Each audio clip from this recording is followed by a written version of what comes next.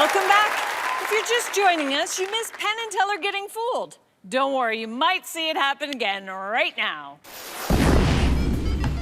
In the late 1960s, I was in college, doing magic to amuse, amaze, and astound. It was a socially turbulent time, and I became disenchanted. And I didn't want to train people to believe it's enjoyable to be tricked. So I dropped out of magic, and magic was done for me. Then I heard a quote: "Magic is the most honest of all professions, for a magician promises to deceive and then does so." I realized that done right, magic is actually honest. And since I had that realization, I've been a working magician for over 40 years. Magic can do anything.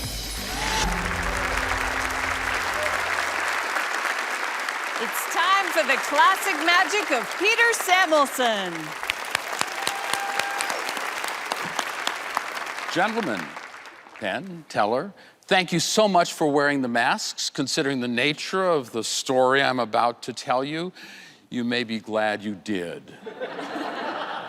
There's a very close relationship between science fiction and magic. They both rely very heavily on your sense of fantasy, the flight of your imagination. And there's a classic science fiction movie called The Invasion of the Body Snatchers, based on the book by Jack Finney. But make no mistake, this is not your father's Invasion of the Body Snatchers. The original was 1956. Black and white, a story about aliens that descended from outer space. They emit these large pod-like creatures, 6 feet long, that would split open and people would start coming out of them. Start taking over a little town, replacing the inhabitants. You would always tell when someone's been taken over because they are totally emotionless. For some strange reason, this is set in Southern California. I use kings for my little California town. Some of them are face up, they're awake, some asleep. But awake or asleep, there's nothing that could prepare this town for the horror that was about to descend into its midst. So it's a soft, sultry California evening when suddenly, out of the darkness,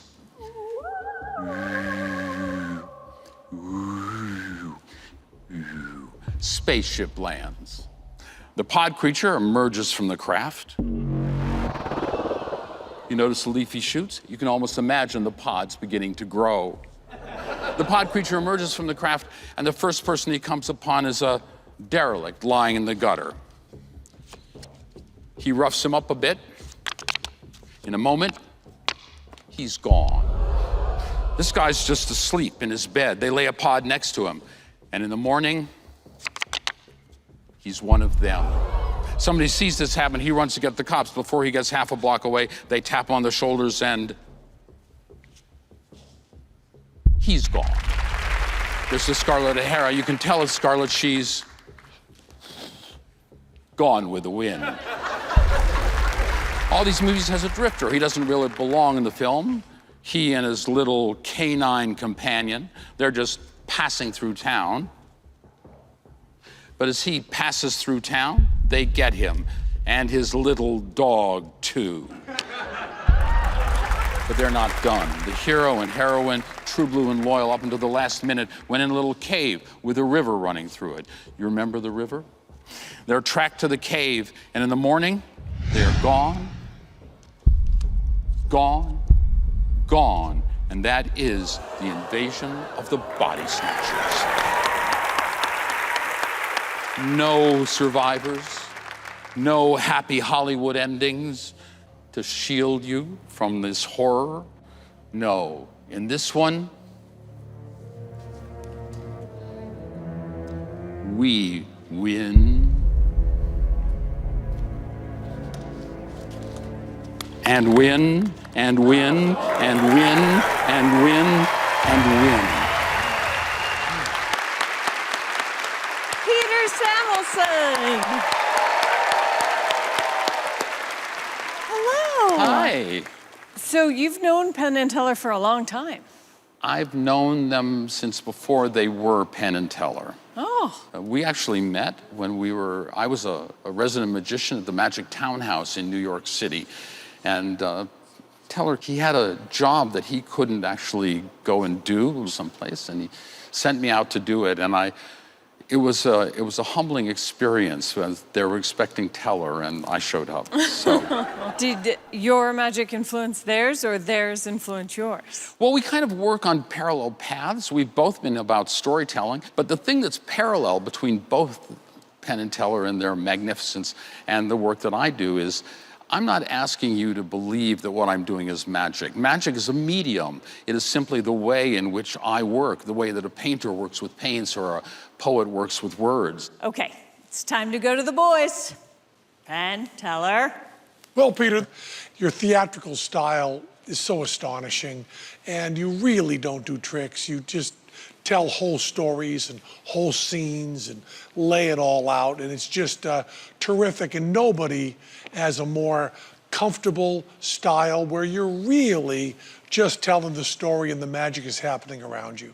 There's no sense of card sharp or handler. It's just a sense of a beautiful science fiction story. The rising out of the book is just great. All those samples and touches that you don't get unless you've been working fabulously for as long as you have. You're just of the list of best magicians, you're in there.